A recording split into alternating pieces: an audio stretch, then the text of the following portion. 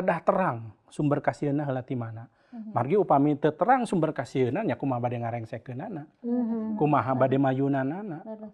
Urang sapertos bade nakis hiji jamparing misalna anu dipelesatkeun ka urang. Pan urang tiasa nakis upami terang ti mana eta datangna. Urang ningal secara umum, secara fisik, secara psikologi, urang pasti mibanda kasieun, hartosna urang teu tiasa mungkir. Namun aya carana supados urang kiat mayunan kasieun, urang gumantung ka Gusti. Sampurasun pamiarsa nu dipiasih ku Pangeran, tepang deui sareng pribados ngalangkungan acara Gentra Kahuripan. Pamugi para wargi sadayana aya dina kaayaan walagri, waluya, teu kirang nanaon, utamina diberkahan ku Gusti anu Maha Suci. Para wargi pagunempan dina danget ieu nyandak cicir rasa sieun. Para wargi kantos ngaraos sieun? Tangtos. Sadayana manusia tangtos ngaraoskeun rasa sieun. Namun dina danget ieu rasa sieun teh naon wae. Mangga urang catur genemkeun perkawis ieu. Namun sate acana mangga urang tampi heula kidung rohani anu bade midang. Wilujeng nyakseni.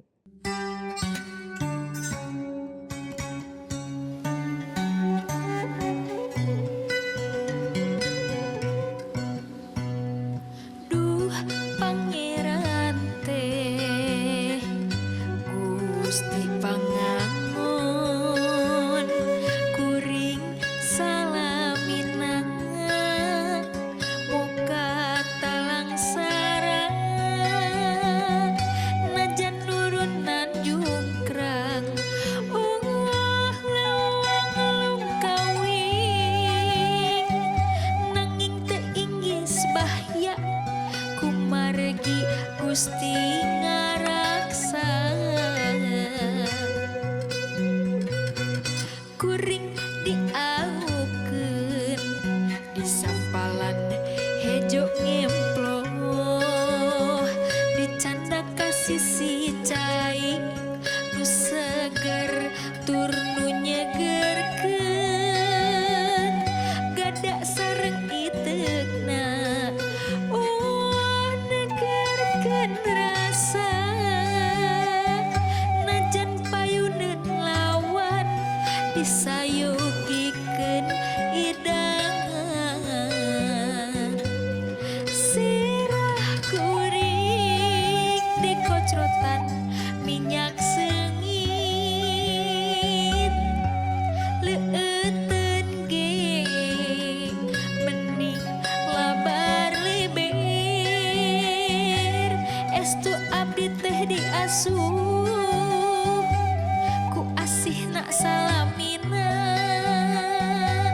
tur baris tetep tumetep di padaleman Pangeran sirah kuring dikocrotan minyak seungit leueteun ge mending labar leber estu abdi teh diasuh ku asihna salamina tur baris tetep tumetep di padaleman Pangeran sirah kuring dikocrotan minyak seungit leueteun ge mending labar leber estu abdi teh diasuh ku asihna salamina tur baris tetep tumetep di padaleman Pangeran tur baris tetep tumetep di padaleman Pangeran tur baris tetep tumetep di padaleman Pangeran.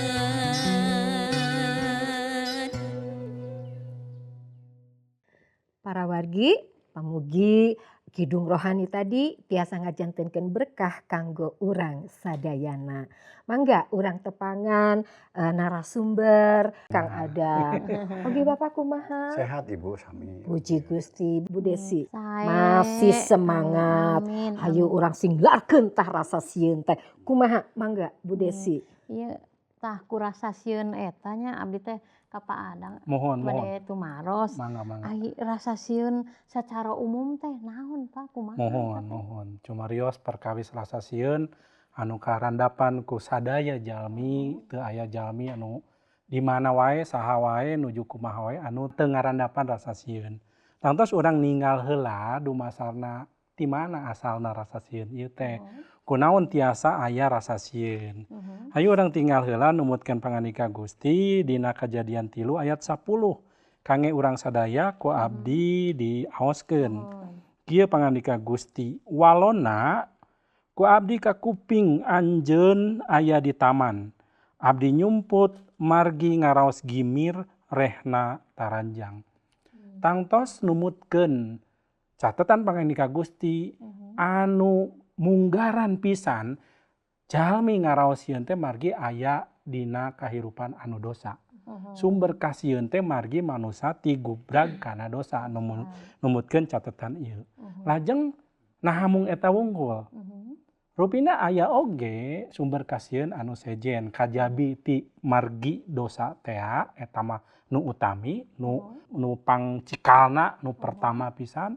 Anu salajengna rupina manusa sacara fisik oge tiasa mibanda kasieun margi salah sawios dina fungsi otak manusa nyaeta di bagian amigdala disebatna teh eta teh ngagaduhan hiji respon kana ancaman. Eta ngahudangkeun rasa sieun. Salajengna anu kadua ieu tiasa disebat tina sisi psikologi meureunna. Mangsa hiji jalma kenging ancaman aya dua pilihan. Dina bahasa deungeun mah cenah fight atanapi flight.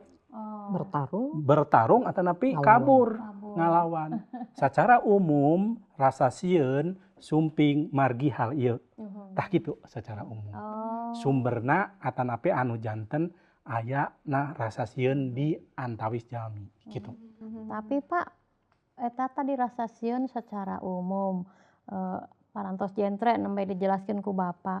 Kumaha ta upami rasa sieun eta menurut tina kitab suci Pak? Tah, Pak Andris mangga Pak Andris. Mohon. Umumnya dana bahasa Sunda da sieun teh berangan gitu. Borangan. Borangan gitu. Urang ge borangan namanya. Tapi upami numutkeun tina kitab suci gitunya aya dua rupi upami kasieun teh bener kitab suci mah. Kasieun salah Leres. sareng kasieun anu leres. Anu kasieun salah teh nyaeta nya sapertos sieun gagal gitu nya, sieun terus kitu asal rupi kasieun teh kitu nya. Tapi aya anu kadua mah nyaeta sieun ku anu leresnya gitu eta sieun ku Gusti Allah. Sieun gitu. Tapi benten sieun ka Gusti Allah sareng sieun ku jurig benten oge di kitu teh. Sieun ku jurig mah da bulu kuduk teh geuning Pak mani. Asa aya nu ngudag-ngudag gitu nya. Urang teh nyumput gitu ngunci panto, ngunci bumi gitu da sieun teh. Sieun ka Gusti mah sanes kedah lumpat, sanes kedah kabur, sanes kedah jumput, sanes kedah menghindari gitu nya. Justru sabalikna upami urang sieun ka Gusti mah kedah ngiring kana kitab suci dina dina ieu sieun ku manusia ieu mah Ibu ya 28 aya 2 rupiah urang waos heula tina ieu. Anu sieun ku Ku manusia heula geuranya. Mohon. Dina Amsal Ciloka anu 28 ayat anu ka-25. Ayat anu ka-25. Mohon ta eta. Ieu unggalna dawuhan Gusti teh. Rempan ku pakarepan batur teh bahaya. Utamana mah kudu pasrah ka pangeran tangtu salamet. Tangtu salamet. Janten repan ka jalmi nya ka manusia eta bahaya geuningannya. Sieun dipecat, sieun naon teh kitu, sieun teh ditarima, sieun teh ditampi umur ngada mal tanapi melamar gitu sieunnya seueur pisan kasieun teh. Ta eta teh anu disebat kasieun anu leres gitu sarana. Tapi umpame aya anu kadua anu ieu jentre pisan ka urang nya eta udina Zabur atanapi Mazmur 111 ayat anu ka-10. Ta eta leres sieunna gitu ka Gusti anu sapertos kumaha gitu. Dina Jabur. Jabur atanapi Mazmur anu 111 ayat anu ka-10. Tah. Oh, mun kieu ninga dawuhan Gusti teh. Saha-saha anu hayang jadi jalma bijaksana kudu hormat ka pangeran. Mantena baris maparin pangarti anu sehat ka anu taat kana parentahna. Mantena layak dipuji salalanggengna. Salalanggengna eta leres mah gitu. Jangan teu kedah nyumput. Teu kedah menghindari justru urang kadang ngarakatan Gusti anu baris maparingan ka urang sagala rupi kamuliaan sapertos tadi ku Pak Adang teh dijelaskeun gitu atau sabaraha tahap sabaraha dahan ku anjeunna dijelaskeun. Tah eta teh anu ku puncakna teh nyata ka Gusti teh. Janten sieun ka Gusti mah leres-leres urang teh nyepeng karena hukum-hukum Gusti. Eta nu sieun ka Gusti mah gitu. Kitu panginten Padang nya. Bari tambihan panginten Bapak. Mangga aya sakedik ya hapunten ti abdi. Janten dua kasieun dumasar pangandika Gusti ieu teh kasieun anu lepat meungkeut jalmi. Nya disebutkeun tadi sieun ku jalmi, sieun ka icalan, sieun ku gagal margi aya pangemut mangsa kapengker teh abdi teu tiasa itu, gagal dina hal ieu, gagal dina sakola, janten kapayun oge janten sieun. Tah eta teh anu meungkeut jalmi. Sieun anu lepat. Meungkeut jalmi dina kaayaan anu nyababkeun jalmi langkung seueur ka sieun. Utamina sieun ku jalmi anu diaos dina Silokar 28 ayat 25 tadi. Namung sawalerna sieun anu leres nyaeta sieun anu percanten ka Gusti nyalametkeun. Upami tadi meungkeut jalmi teu ngabebaskeun, upami ieu mah sieun anu nyalametkeun. Sieun anu kumaha nyaeta sieun anu ka Gusti. Tadi ku Pak Andri tos dijelaskeun benten antawis sieun ku Gusti sareng sieun ku jurig. Sieun ku Gusti mah moal muringkak bulu punuk. Sieun ku Gusti mah hartosna urang ajrih ku Gusti ka Gusti. Sieun ku Gusti mah hantosna urang tiasa taat, tiasa hirup leres, tiasa midamel anu leres. Jatuh leupas tina bungkutna nya. Mohon teu dibeungkeut tapi nyalametkeun. Urang bari salamet justru upami sieunna ku Gusti. Janten upami dumasar Alkitab mah ayolah urang ulah kabeungkeut ku sieun anu sanes dumasar kana kasieun ka Gusti.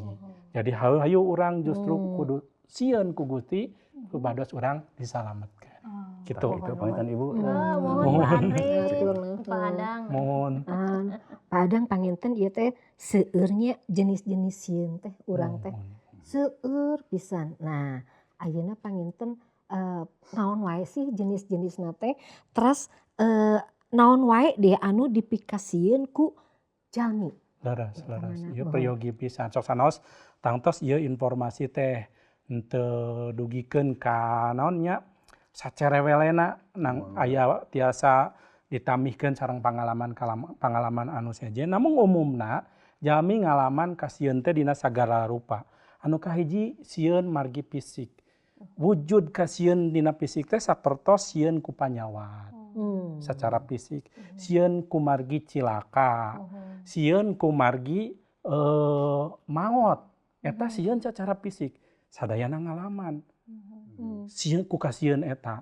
Kunaon tiasa aya kasieun ieu sumpingna tina mekanisme pertahanan diri jalmi. Eta dasarna sumpingna ti dinya.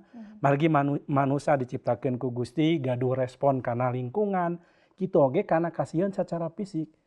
Mekanisme pertahanan ngadorong atanapi ngarojong pikeun munculkeun kasieun ieu secara fisik. Tos alami nya. Tos alami.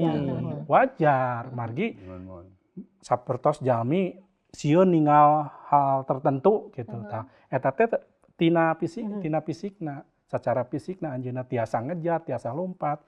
Contoh gampilna hiji jalmi anu diudag ku anjing ku sieun-sieunna upami teu diudag ku anjing mah ngaluncatan pagar 1,5 meter teu tiasa. Tapi nuju diudag ku anjing mah eta 2 meter ge dia. bujeng-bujeng ngaluncatan pagar teh sapertos teu aya we tiasa dilucatan. Tah ieu contoh kasieun secara fisik. Mekanisme pertahanan diri manusia nyababkeun hiji kamampu. Tapi ieu teh kasieun. Salajengna manusia oge umum sieun secara sosial. Sieun sapertos ditolak ku jalmi, ditolak ku balarea, ditolak ku institusi, sareng sajabina secara sosial. Sieun gagal dina padamelan sareng sajabina. Isin aduh upami abdi penampilan kirang sae ieu teh ditolak. Ieu secara sosial. Tinu naon balukarna? Sieun ditolak ieu nyaeta balukar tina kaayaan manusia anu secara pribadi teh sieun ku penolakan. Teu tiasa nampi dirina. Eta mohon kumari saca sieun ditolak sumping ti dieu janten secara sosial anjeunna ngagaduhan ieu kasieun. Salajengna sieun oge mayunan mangsa kapayun, mangsa kahareup seueur jalmi atuh anu hangham. Komo upami urang nguping berita media sosial aya krisis-krisis nu bade sumping. Sieun mangsa kapayun aduh kumaha engke nya. Di hiji sisi sae eta teh mika gimir tapi ulah kaleuweuhi. Sieun mangka kapayun diakibatkeun ku hiji kaayaan anu naon? Patali sareng kamampuan kangge bertahan hirup. Miskin teh nya. Urang teh sieun kaancam. Kumargi kitu urang sieun gagal kitu nya. Sieun miskin, sieun naonnya kaganggu kahirupan urang teu aya jaminan. Ieu sieun mangsa kapayun. Salajengna sieun naon deui? Sieun secara rohani. Margi jalmi oge seueur nu ngalaman kasieun ku secara rohani. Tantosna kieu, sieun teu ditampi ku Gusti Allah margi hirup dina dosa.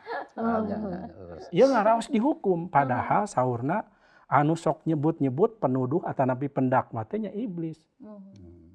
Tapi Gusti Allah mah teu nyangemkeun kieu mun anjeun percaya mah dibebaskeun tina dosa, teu ngahukum. Tapi seueur keneh jalmi abdi mah teu layak. Cobian we upami aya di sabudeureun urang nu ditawisan hayu sareng-sareng ngalayanan Gusti. Abdi mah bujeng-bujeng ngalayanan. Hirup oge can leres. Tah, ieu sieun secara rohani. Jalmi anu kakungkung sieun dihukum. Teu acan nampi pangampunan. Naon ieu balukar tina naon? Nyaeta balukar tina henteu ngartos naon maksad si kurnia Gusti. Kaasih Gusti teh ngalangkungan pangorbanan Gusti Yesus teh ngabebaskeun urang. Sakedahna urang ulah dikekuntit ku kasieun deui. Ari ieu masih keneh ngemut nya dosa mah. Gusti moal resep kana dosa. Leres tina perkawis eta mah namung Gusti oge ngajamin. Pami urang kersa percanten ka Gusti Yesus mah Gusti ngajamin urang bebas tina kasieun. Tah ieu sieun secara rohani. Sareng sajabina tiasa ku urang di pasihan, ditek-tek hiji-hiji contoh-contohna sareng sajabina. Anu salajengna nyaeta sieun kana pangandalian diri. Sieun ical. Seueur jalmi nu teu percaya diri, kinten-kinten kapayun abdi jadi kumaha nya. Buah-buah abdi teh ayeuna bager, ayeuna cager, kapayun mah jadi kumaha. Henteu tiasa ngendalikeun diri.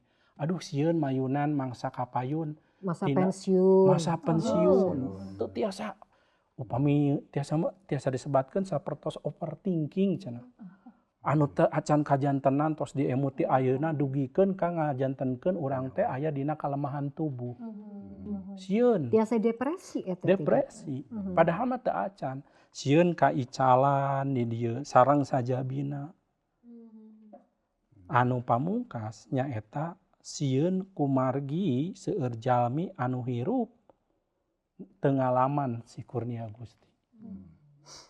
Tangtos ieu aya kasieun jalmi-jalmi nu utamina di luar anu percanten tangtos kasieun ieu langkung nerekab deui. Margi urang wae anu parantos dijamin ku Gusti masih keneh mibanda kasieun dina prak-prakan hirup sadidinten. Langkung-langkung jalmi anu di luar Gusti. Tah ieu kedah tangtos urang kedah seueur ngadoa. Tadi terus disebatkeun jenis-jenis kasieun. Muhun. Sahanu terang. Leres. Salah sawiosna karandapan ku diri urang. Muhun pisan. Nah, ayeuna kumaha mayunan rasa kasieun eta? Kedah Leres, kumaha? leres. Tangtos ieu penting pisan sanes mung urang ninggal nampi sareng merhatoskeun yen urang teh aya kasieun, tapi ayeuna kumaha jalan kaluarna nya supados urang teh teu ngalaman sieun. Nu kahiji urang kedah terang. Di mana eta sumber kasieun teh? Nah, sumber kasieun anu dumasar kana kasieun anu tadi disebatkeun, anu umum, numutkeun dasar Alkitab, nyaeta anu lepat atanapi anu leres. Upami sumber kasieun urang dumasar kana kasieun ka Gusti, eta mah sae justru kedah. Tapi sumber kasieun urang dumasarna sumber kasieun kan anu ngabeungkeut, salah sawiosna sieun ku jalmi. Taktos eta urang kedah mayunan eta. Kedah terang sumber kasieunna heula ti mana. Margi upami teu terang sumber kasieunna nya kumaha bade ngarengsekeunana. Kumaha bade mayunanana. Urang sapertos bade nakis hiji jamparing misalna anu dipelesatkeun ka urang. Pan urang tiasa nakis upami terang ti mana eta datangna. Sawalerna upami urang teu terang mah tiasa pahibut teu puguh. Tentang terang celeb we. Tah model kitu. Atau upami kitu mah urang ulah ngadamel pikasieun itu nya. Loro. Tapi ngadamel pikasieun urang keneh nu sieun jan. Mohon ulah dugikeun ka kitu. Kasieun urang ngegel urang. Senjata makan tuan cenah. Nu kahiji nya eta urang kedah terang di mana sumber kasieun. Anu kadua hayu urang tinggal dina Jabur 34. Jabur 30. Ayat anu 5. kalima. Mohon. Di aos Mangga, Jabur punten nu pangaoskeun. ke-34 ayatna anu kalima kieu Mohon. unggalna kaula sasambat ka pangeran kumantena diwaler dibebaskeun tina sagala kasieun. Tah, naon solusina? Gumantung ka Gusti. Kaula sasambat ka pangeran kumantena diwaler dibebaskeun. Urang ninggal secara umum, secara fisik, secara psikologi, urang pasti mibanda kasieun. Hartosna urang teu tiasa mungkir. Namun aya carana supados urang kiat mayunan kasieun, urang gumantung ka Gusti. Sasambat ka Gusti numutkeun Jabur. Kasieun eta ku Gusti tiasa diwaler ku Gusti, dibebaskeun, dijait, disalametkeun tina eta kasieun. Anu salajengna hayu urang tinggal dina 2 Timotius 1 ayat 7. Kieu unggalna sabab roh ti Allah ka urang teh lain nungtun kana jejerih, malah rohna teh matak kuat hate, matak nyaahan, matak bisa ngadalian diri. Roh ti Gusti Allah sanes nuyun nungtun urang kana jejerih. Malihan kangge ngiatkeun, kangge nyaahan sareng sajabina. Hartosna kieu, urang ulah lepat emut. Urang teu tiasa ngandalkeun urang nyalira. Saur Gusti, urang kagungan roh Gusti. Sing saha nu percanten ka anjeunna, ku Gusti dipercaya. Janten putra Gusti gaduh kawasa. Kawasa eta sumping ti mana? Margi roh Gusti. Tah, urang ulah lepat emut anelkeun eta roh Gusti. Supaya urang tiasa mayunan kasieun. Dituyun ditungtun ku Roh Suci. Anu pamungkas nya patali sareng kumaha cara urang mayunan kasieun nyaeta urang tinggal tina Jabur 56 ayat anu kaopat. Jabur 56 ayatna anu kaopat Mohon. kieu unggalna waktos gempeur kieu nun pangeran nu maha kawasa abdi ngaharep ka Gusti. Tah, hartosna naon? Tekananana kana ngaharep. Waktos gempeur kieu abdi ngaharep ka Gusti. Ieu teh iman. Kaayaan mah gempeur, pakeuh, ripuh, pikasieunun, pibahlaeun sareng sajabina. Namun dina waktos model kitu urang ngaharep ka Gusti hartosna iman. Dina Jabur 23 Gusti teh pangangon urang.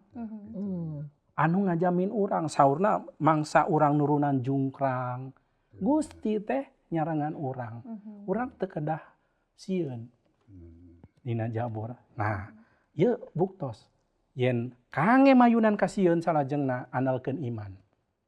Gusti aya, Gusti teu ngantunkeun, Dina pedaran sateu acana urang tiasa ningal naon nu dipilampah ku Gusti saparantos Gusti Yesus nyumponan janji patali sareng penebusan di kayu salib kangge umat nu percanten naon nu dipilampah Gusti nyarengan dina pedaran sateu acana. Nya kitu ulah sieun. Dina jabur ieu mintotkeun ka urang, hayu andalkeun Gusti. Iman ka Gusti. Urang tiasa ningal contoh pengalaman langsung jalmi anu sieun mayunan patali sareng bahla alam. Hiji waktos anu dicatet dina Markus 4 ayat anu ka 35 dugikeun ka 41 Gusti Yesus sareng murid-murid bade lalampahan ka hiji seberang anjeunna nyebrang danau. Mangsa anjeunna nyebrang Gusti Yesus kulem. Waktos Gusti Yesus kulem kajantenan aya badai anu muter balikeun anu ngancam dugikeun murid-murid anu terang kana kondisi kitu margi kasang tukangna teh nalayan tos terang pibahlaeun saurna Gusti ieu bakalan maot urang upami kieu. Ngagugakeun Gusti Yesus, Gusti cilaka ya urang dina kaayaan kieu. Gusti Yesus tanghi gugah lajeng ngawaler jempe ka eta badai ka eta angin ribut nyangem ka murid-muridna kunaon aranjeun sieun. Tah ieu buktos yen Gusti Yesus tiasa ngawaler ieu contoh pikeun urang yen kasieun kana hal naon wae kalebet kasieun tina kajantenan alam Gusti Yesus tiasa ngabebaskeun. Ieu buktosna mangsa harita angin jempe murid-murid oge janten terang. Yen dilebet Gusti Yesus kakawasaan Gusti Yesus ngajamin jalma bebas tina kasieun. Hatur nuhun Pak, hatur nuhun pisan. Pamirsa rasa sieun teh hal anu wajar dirandapan ku manusia. Upami manusia teu gaduh rasa kasieun eta jiwana panginten aya anu aneh dina jiwana. Mohon. Tadi tos disanggemkeun rupi-rupi kasieun. Nah eta teh rasa kasieun teh aya nu meungkeut jalmi, namun nu utami mah nyaeta rasa sieun anu nyalametkeun nyaeta sieun ka Gusti Yesus. Eta nu utamina mah. Upami mayunan kasieun kumaha? Ya dianalisis lah. Rasa kasieun teh sumber kasieunna eta. Ulah ngajantenkeun urang depresi. Anu teu acan tangtos kajantenan urang sieun. Aya cangcaya, aya rasa khawatir. Nah, terus anu utami tadi urang kedah sieun ka Gusti. Atuh oge upami dina urang ngarandapan ka sieun, saha anu ku urang disambat Gusti Yesus. Anjeunna nu bakal maparin kakiatan ka urang. Oge dina situasi kasieun teh urang oge kedah miharep ka Gusti. Eta nu utami. Mung sakitu para wargi sadaya anu tiasa didugikeun atuh urang pungkas ku doa. Mudah-mudahan eta rasa sieun naon oge urang singklarkeun di lebet Gusti Yesus wae. Mangga urang ngadua ka Gusti mangga. Nya ka anjeun Gusti Pangeran abdi cumerit. Nya ka anjeun Gusti Pangeran abdi nyangharep. Bok bilih dina danget ieu para wargi atanapi di antawisna aya nu haladir di dieu aya rasa kasieun naon wae Gusti anjeun nu langkung waspaos nu aya dina manah masing-masing. Ku kituna mung abdi nyangharep ka anjeun mugia Gusti masihan kakiatan. Masihan lolongkrang, masihan bong-bolongan supanten abdi-abdi sadayana leupas tina kasieun eta. Nya ka Gusti hiji-hijina abdi jumerit nyuhunkeun pitulung. Hatur nuhun Pangeran kiatkeun iman percanten abdi mungkah anjeun. Paneda ieu disuhunkeun di lebet panjenengan Gusti Yesus Kristus. Abdi parantosna neda sareng ngucap syukur. Haleluya. Amin. Hatur nuhun. Sami-sami. Sehat-sehat sadayana. Amin. Sanes waktos tepang deui. Amin. Sehat deui.